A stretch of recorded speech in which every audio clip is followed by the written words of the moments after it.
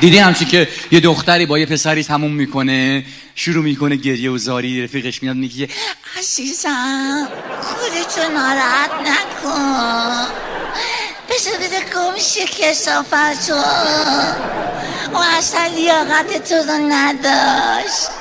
بعد پسرا محمد شماره‌شو میدی محمد؟ تا فهمیدم این شماره‌شو بگیره. اونم شماره گم.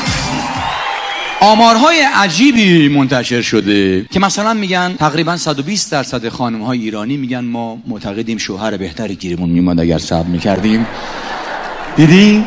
و 190% مردهای ایرانی هم میگن که ما به اندازه کافی مجردی نکردیم. تو می‌خواستی چیکار بکنی دیگه مجردی نکردی؟ چه کار نکردی که دیگه مجردی نکردی؟